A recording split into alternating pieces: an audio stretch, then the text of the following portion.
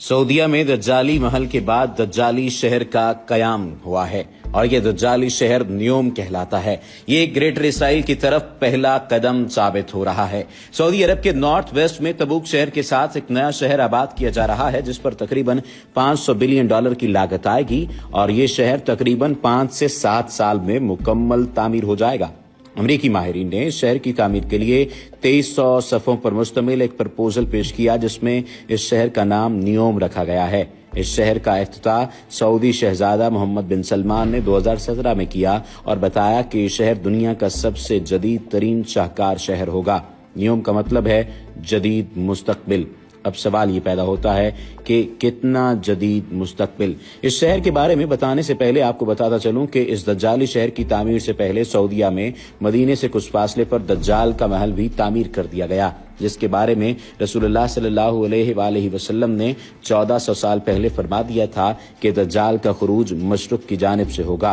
वो निकलने के बाद जमीन पर हर एक शहर में जाएगा लेकिन वो मक्का और मदीना में दाखिल न हो पाएगा। उस वक्त मदीना के 7 दरवाजे होंगे और हर दरवाजे पर 2 फरिश्ते पहरा देंगे जो उसे मदीना में दाखिल नहीं होने देंगे। एक और हदीस में रसूलुल्लाह सल्लल्लाहु अलैहि वसल्लम ने फरमाया था कि ज़माना आखिर में जब दज्जाल मदीना में दाखिल ना हो पाएगा तो वो मदीना से बाहर एक पहाड़ी पर क़याम करेगा और मस्जिद नबवी की जानिब इशारा करके अपने साथियों से कहेगा, वो देखो अहमद का सफ़ेद महल। रसूलुल्लाह सल्लल्लाहु अलैहि वसल्लम ने दज्जाल के क़याम के बारे में जिस पहाड़ी का जिक्र किया है वो आज जबल हबशी के नाम से जानी जाती है और इस मकाम पर सऊदी हुकूमत की जानिब से एक महल भी तामीर किया जा चुका है जिसे किंगडम पैलेस का नाम दिया गया है जिसकी बनावट बिल्कुल सहूनी तर्ज के मुताबिक है। लाख इख्तलाफात के बावजूद सऊदी हुकूमत ने ना तो इस महल की तामीर रोकी और ना ही इसकी जगह तब्दील की गई है। तामीर के बाद से ये महल अब तक वीरान पड़ा है और इस महल के अलावा इस पहाड़ी पर दूर दूर तक आबादी नहीं। इस महल की जानिब जाने का सिर्फ एक ही रास्ता है और यहाँ किसी भी शख्स को जाने की इजाजत नहीं। इन्हीं वजूहात की बिना पर लोगों ने इस महल को दज्जाल महल का नाम दे रखा है। अब बात करते हैं इस दज्जाली शहर की। दरअसल ही एक दज्जाली शहर और क़यामत की निशानी है जिसका इफ्तिताह सऊदी शहजादा मोहम्मद बिन सलमान 2017 में कर चुके हैं जो तकरीबन 7 साल के अरसे में मुकम्मल होगा। ये शहर रेड सी के किनारे पर बनाया जाएगा जिसके साथ उर्दन, मिस्र और इसराइल की सरहदें लगती हैं। इस शहर में ऐसी क्या बात है जिसे क़यामत की निशानी से जोड़ा जा रहा है या दज्जाल के साथ इसका क्या ताल्लुक है, इसे जानने के लिए हमें इसको तामीर करने वालों पर नजर डालना होगी। आखिर इतनी बड़ी रकम सऊदीया को दे कौन रहा है? इसका जवाब यकीनन इसराइल ही है। जी हाँ, इसराइल ही इस शहर की फंडिंग भी कर रहा है और इसराइल ही इस शहर की तामीर भी कर रहा है। ये शहर सऊदीया में जरूर बन रहा है मगर इसका कंट्रोल इसराइल के हाथ में होगा। दरअसल इस वक्त सहूनी ताकतें सऊदी अरब पर कब्जा करने का सोच रही हैं। आपने ग्रेटर इसराइल के बारे में तो सुन ही रखा होगा जो सेहूनियों का एजेंडा है जिसे दज्जाल की आमद से कबल पूरा करना है, यानी अपनी सल्तनत को इतनी दूर तक फैलाना है जितनी हजरत सुलेमान अलैहिस्सलाम के दौरे हुकूमत में थी, जिसमें सऊदी अरब, इराक, मिस्र, शाम, उर्दन, फलस्तीन और इसराइल का इलाका भी शामिल था। यहूदी सऊदी अरब पर मुकम्मल कंट्रोल हासिल करने के लिए तरह तरह की चालों का इस्तेमाल कर रहे हैं। इसी एजेंडे पर अमल करते हुए इस शहर की तामीर की जा रही है। ये शहर ग्रेटर इसराइल का अहम तरीन शहर होगा और सबसे बड़ी बात, इस शहर में सऊदी अरब का कोई कानून लागू नहीं होगा। इस शहर का इफ्तिताह करने वाले सऊदी वलीअहद शहजादा सलमान इस वक्त सहूनियों की पॉलिसियों पर अमल कर रहे हैं और इनके बारे में ये बात भी मशहूर है कि वो अपने काम में रुकावट बनने वालों को कैद कर देते हैं या कत्ल कर देते हैं। जिन सऊदी अहदेदारों ने शहर की पॉलिसियों पर एतराज किया था वो आज भी कैद खानों में हैं, जिससे वाज़ेह तौर पर सबूत मिलता है कि किसकी पॉलिसियों पर अमल पैरा होया जा रहा है। इस इजाज़े मुक़द्दस पर जो हमारे आका रसूलुल्लाह सल्लल्लाहु अलैहि वसल्लम और कई नबियों की सरजमीन है, इस पर एक ऐसा शहर आबाद हो रहा है जहां डांस क्लब, शराब खाने, फहाशी के अड्डे और तमाम किस्म के मगरबी कल्चर की मुकम्मल आज़ादी होगी। औरतें जैसा मर्जी लिबास पहनकर आज़ादी से इस शहर में घूम सकती हैं। जो पाबंदियां सऊदीया में ख़वातीन पर लगाई जाती हैं, इस शहर में ख़वातीन को इनकी मुकम्मल आज़ादी होगी। इस शहर की तामीर के बाद यहाँ कोई इस्लामी कानून लागू नहीं होगा बल्कि ये शहर अपने कवानीन में बिल्कुल आज़ाद होगा। यूं कहें तो इस शहर को सऊदीया कंट्रोल नहीं करेगा बल्कि सहूनियों के कंट्रोल में होगा। इस शहर की सबसे खास बात यह है कि यह शहर टेक्नोलॉजी का शाहकार होगा। इस शहर का मुकम्मल तौर पर जो इंतजाम है वो रोबोट्स के हवाले होगा और इस शहर को मुकम्मल तौर पर रोबोट्स चलाएंगे और ऐसी सहूलियात का मालिक होगा जो पूरी दुनिया में कहीं और नहीं पाई जाती, जैसे यहाँ हवा में प्रवास करने वाली टैक्सी, क्लाउड शेडिंग, मसनूई बारिश बरसाना जिससे सहरा में भी सब्जा उगेगा। ये कयामत की एक और निशानी को पूरा कर देगा, यानी अरब के सहरा सरसब्जो शादाब हो जाएंगे। यहाँ रोबोट्स नौकर होंगे, मार्शल आर्ट्स रोबोटिक लड़ाइयाँ होंगी। इस शहर में एक जेरासिक पार्क भी बनेगा जिसमें डायनासोर रोबोट्स की सूरत में घूम फिर रहे होंगे। इस शहर का अपना एक मसनूई चांद भी होगा जो आसमान से जमीन पर तस्वीर भेजने की सलाहियत रखता होगा। इस शहर में जेनेटिक इंजीनियरिंग को भी मुकम्मल फरोग दिया जाएगा। इस शहर का अपना एक एयरपोर्ट होगा, बड़े बड़े लग्जरी रिजॉर्ट्स और इमारतें बनाई जाएंगी।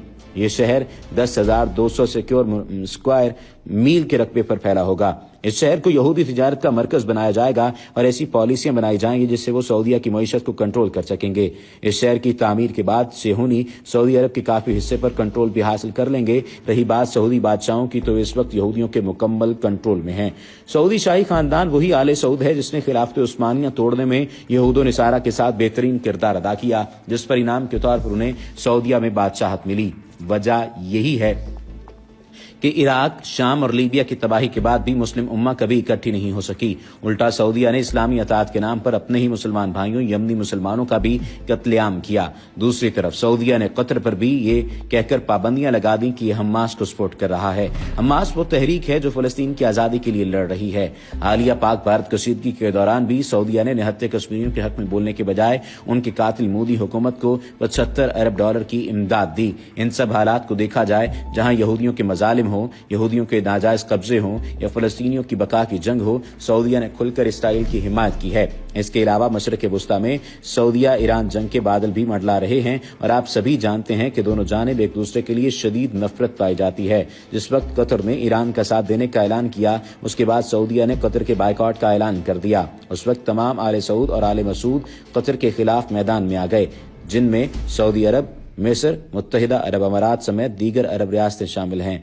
अरब बादशाहों के ये सब अमाल इस बात को जाहिर करते हैं कि ये बादशाहत पर बैठे सिर्फ यहूदियों की नौकरी कर रहे हैं। अब निहायत दिलचस्प हक़ाइक़ बताता हूँ कि सोहनी जिस सरजमीन पर ग्रेटर इसराइल बनाना चाहते हैं, उसमें 5 इस्लामी ममालिक आते हैं, जिनमें मिस्र, उर्दन, शाम, इराक और आधे से ज्यादा सऊदीया शामिल है।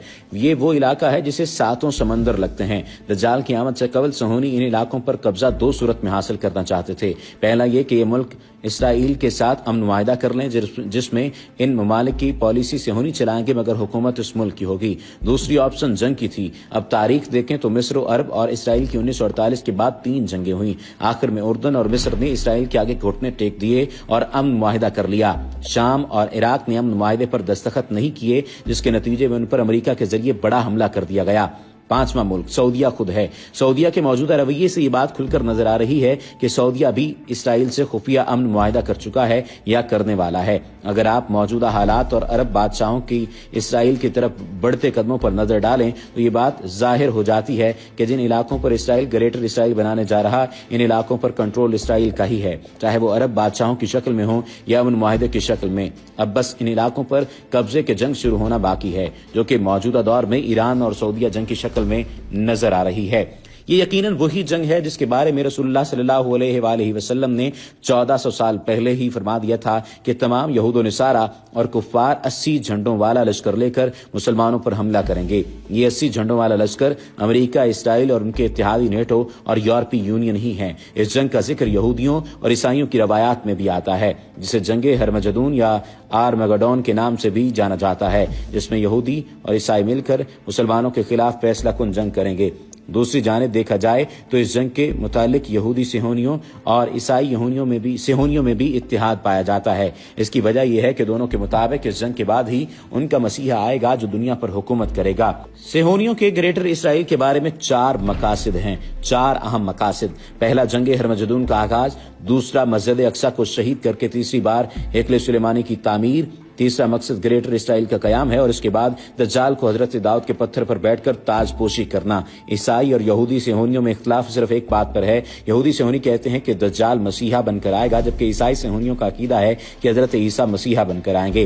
ग्रेटर इसराइल और इस जंग में सेहोनियों की मकासद की तकमील में सबसे बड़ी रुकावट पाकिस्तान है, जिसकी मौजूदगी में ये सब मुमकिन नहीं। इसलिए यहूदी चाहते हैं कि पाकिस्तान को भारत से लंबे अरसे के लिए उलझा दिया जाए और पीछे अरब में अपने मकासद हासिल किए जाएं। दूसरी बड़ी रुकावट तुर्की, कतर और ईरान है। तीनों ममालिक फलस्तीन पर इसराइली कब्जे की सख्त मुखालफत करते हैं। तुर्की के सदर मुसलमानों को जगाने की बहुत कोशिश कर रहे हैं, मगर उनके खिलाफ भी अरब बादशाहों और सेहोनियों की जानिब से साजिशें की जा रही हैं।